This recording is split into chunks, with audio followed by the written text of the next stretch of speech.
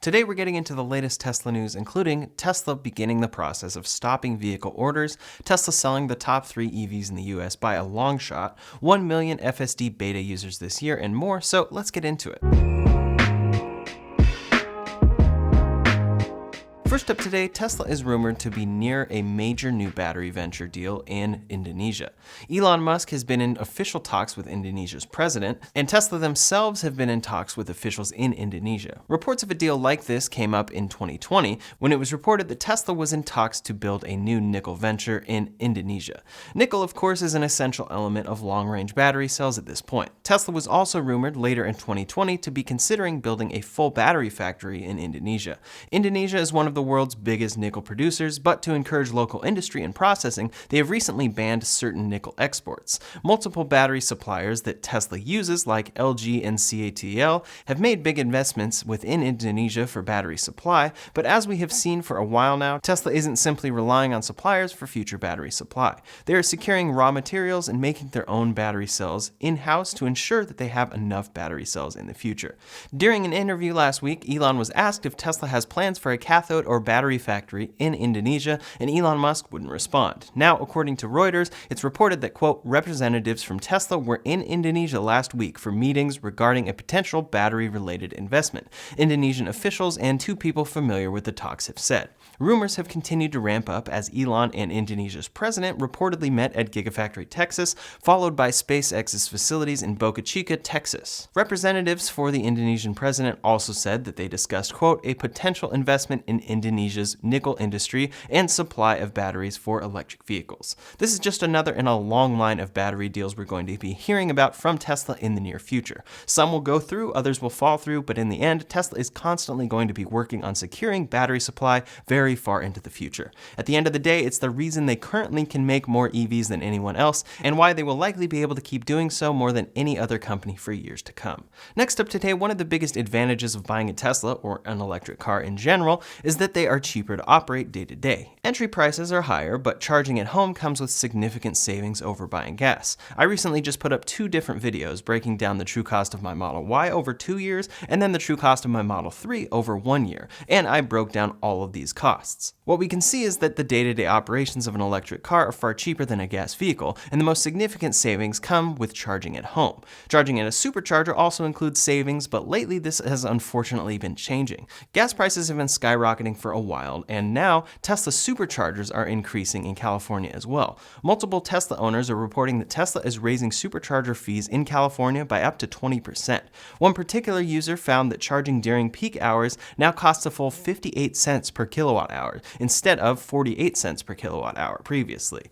Off-peak charging went up to 29 cents per kilowatt hour instead of the prior 24 cents per kilowatt hour. The calculations I used in my true cost video included an average supercharger price of 36 cents, so this increase is significant over those calculations, making the average around 43 cents per kilowatt hour throughout the day. To illustrate how expensive this is, a Model Y has a reported 75 kilowatt hour usable battery pack. That gets you an EPA estimate of 330 miles, but in the real world, closer to 280 or so at 100%, especially driving in California. If you supercharge in peak hours from 0 to 100%, charging all 75 kilowatt hours, that means you'll pay about $43.50 at the supercharger to drive 280 to 330 miles. That's pretty high, especially given the fact that electric cars are supposed to be saving money, but it comes from a number of things. Electric prices across California have been increasing, pricing of everything is increasing, and unfortunately, Tesla has to raise prices if they're paying more to supply electricity to superchargers. Hopefully this trend doesn't continue because each day these cars are getting a bit more expensive to own. Luckily, home charging still brings significant savings even if your rates are as high as mine at 22 cents per kilowatt hour in off-peak hours. I'm definitely jealous of those who have quoted me 6, 8, or 9 cents in other areas. Next up today, we've known for a while that Tesla's demand is pretty insane. For Q1 of 2022, Tesla delivered 310,048 vehicles, far more than any other EV maker, and the majority of those cars were Model 3s and Ys. They're cheaper vehicles relatively. Now, Experian has put up new data that shows the top electric vehicles so far in the US this year. As shouldn't be much of a surprise, Tesla sold the top 3 electric vehicles, and the numbers are not even close. There have been 52,051 Model Ys registered, 47,682 2 Model 3s registered and 9,250 Model S's registered. Keep in mind that those 9,000 Model S's start just $10 under $100,000. Even with that high price, they sold 9,250 of them so far this year and beat out every other electric vehicle you can buy in the US. Even the Ford Mustang Mach-E, a great vehicle that has been seen many times as the Tesla killer, has only sold 6,957 units so far this year. The next EVs are the Ioniq 5, EV6, Model X at 4,899 units, Nissan Leaf, Kia Niro Electric, and VW ID4. All of Tesla's vehicles currently on sale are in the top 10, and they clearly hold the top 3 vehicles by an insane long shot. This comes from many things, but the availability of their vehicles is a big factor here, and it's part of why their demand continues to accelerate. Recently, Elon Musk talked about how long Tesla's lead times are getting and said, quote, "Demand is now exceeding production to a ridiculous degree. We are actually probably going to limit or just stop taking orders for anything beyond a certain period of time because some of the timing for delivery of new orders is more than a year away." We still haven't seen the full effect of this yet, since you can still order a Model X with over a year lead time and a Model Y with a year-long lead time, but Tesla has started this process with the Cybertruck. Outside of North America, Tesla has officially closed Cybertruck reservations. This makes sense as the first vehicle Tesla stops taking reservations for, because Elon Musk recently said at the FT Future of Car conference that, quote, "We have more orders of the first Cybertrucks than we could possibly fulfill for 3 years after the start of production." Tesla is stopping orders for the Cybertruck in Europe and China, and instead will lead you to a page to get more information and sign up for updates. They are only accepting new pre-orders with the $100 reservation fee and no configuration options in the US, Canada, and Mexico. With a 3-year lead time at least for the Cybertruck to get past pre-orders currently, it makes sense that they are now first stopping orders in countries that will likely not see the Cybertruck for a long time coming. Next, though, I wouldn't be surprised if they halt orders in the US. After that could come the Model X, then Model Y, but we'll see how long it takes for Tesla to make those changes. In any case, if you want to put yourself in line for a Cybertruck, now might be the time. You're already going to be waiting 3 years back, assuming Tesla keeps to its order queue, so ordering now, if you haven't already, could be smart just to have your name on the list. Many wish they had ordered a Rivian prior to its price increase, and many wish they had ordered an F-150 Lightning before those reservations closed. Unfortunately, Cybertruck pricing has been removed, and it's pretty clear at this point that when it launches, the Cybertruck will be more expensive than it was announced at. So really, your $100 refundable deposit just puts you in line, but if you want one and haven't put one in, it might be smart to do so. The Cybertruck has so many orders that Tesla will need to handle this differently than other vehicle launches in the past and truly honor the order in which people have pre-ordered. In any case, back in that 2022 data on vehicle sales, one of the biggest shocks is how the $100,000 Model S has outsold the Mach-E so far. The Model S can come in at nearly double the price of the Mach-E, if not more, for the Plaid model, and they sold 33% more of them than the next best-selling electric car. Another point to notice here is that Tesla's registrations add up to 113,882 so far in 2022 in the US. Every other EV combined in the top 10 adds up to 33,898 registrations. The contrast here is shocking and continues to illustrate Tesla's advantage, especially in the US. There are lots of great electric cars coming to market, but still people want and are able to get Teslas. It's not even close. One interesting thing regarding Tesla orders is that we're seeing a bunch of news stories about how Tesla has now opened up orders for the Tesla Semi announced in 2017. The Verge is saying, quote, "Tesla is ready to take your money for its semi-truck, just don't ask when you'll actually get one." The article starts by saying, quote, "5 years after it was announced, Tesla has opened up reservations for its all-electric semi-truck, scheduled to go into production in 2023. The crazy thing is, none of this is true. Tesla has taken reservations for the Semi for the past 5 years. They structure it as $5,000 due today and $15,000 due in 10 days, so it's not cheap, but it's not new in any way. Here's a TechCrunch article from November 23rd, 2017, talking about how Tesla Semi reservations are now live. It seems as though someone thought they saw something new on Tesla's website, wrote an article, and every other publication simply followed suit. Certainly a weird trend that we see fairly frequently with Tesla, quote, news that has actually just been in place for years.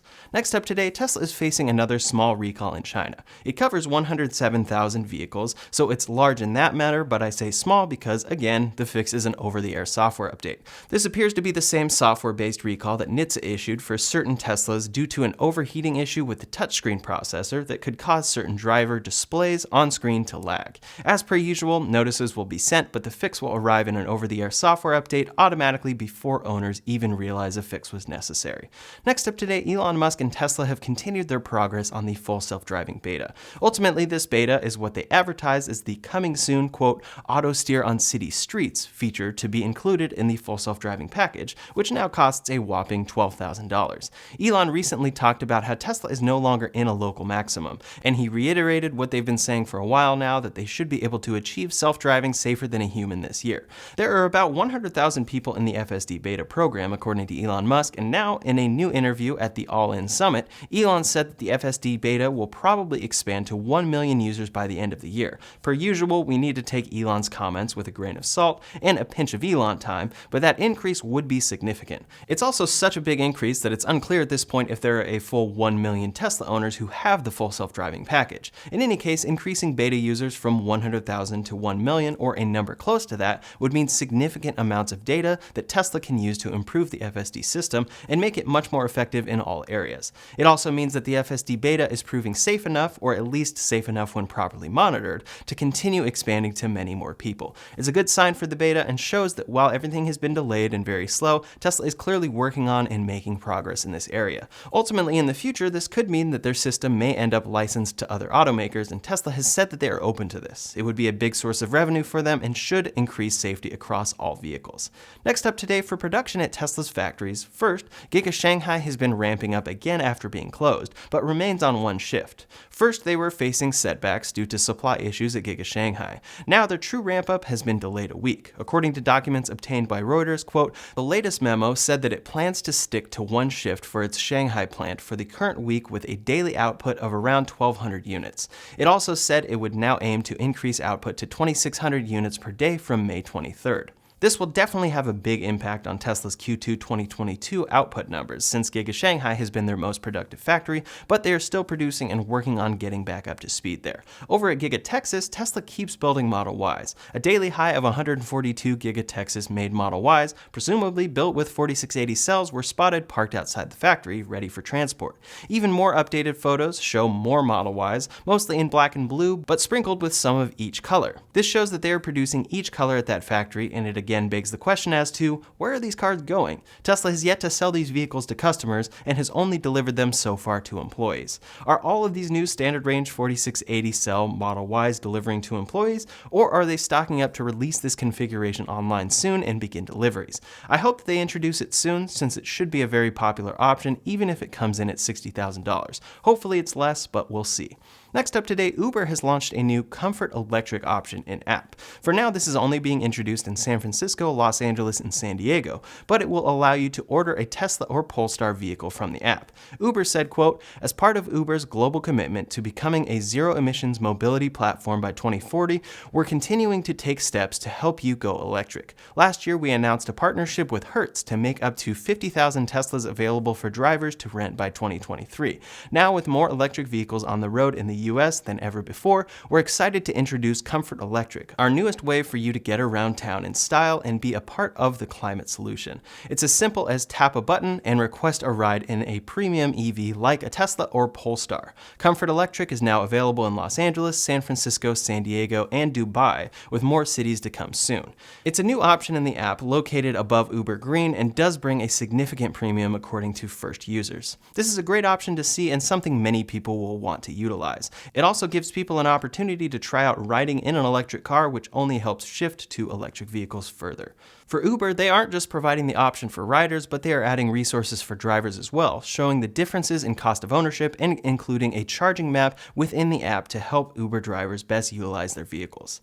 Last up today, a few updates about other automakers. We talked about battery availability and how it contributes to vehicles like the Mach-E not being super available. Well, according to new reports, Ford may introduce EVs equipped with LFP batteries. Ford's CEO said, quote, yes, we've been working on LFP for quite some time, so let's let's just leave it at that. What I mean by that is engineering LFP solutions in our first generation of products is something that we see as a big opportunity to move quickly. This would be a great battery option to ensure more battery availability and build more vehicles. It would also likely be utilized for lower range vehicles like Tesla currently does. For Toyota, their BZ4X is launching soon and new information is coming out about charging it. Unfortunately, charging speeds seem fairly limited, with Toyota saying that charging may slow down in temperatures below freezing. They also mention it not working at all in temperatures around -4 Fahrenheit or -15 Celsius. For many in cold climates, these limitations mean slower charging for a lot of the year, and it points out again just how much work legacy automakers have ahead of them on electric cars.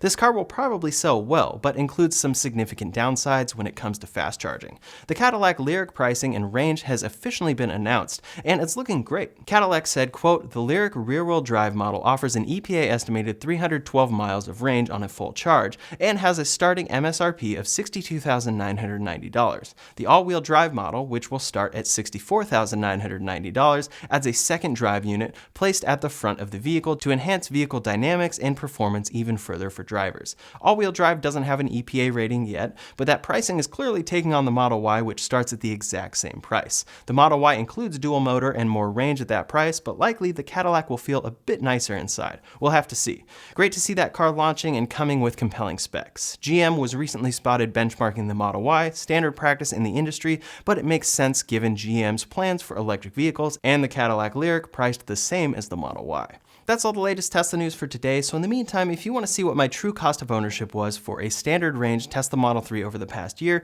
you can check out that video linked up here or in the description below. Thanks so much for watching, and I'll see you on the next one.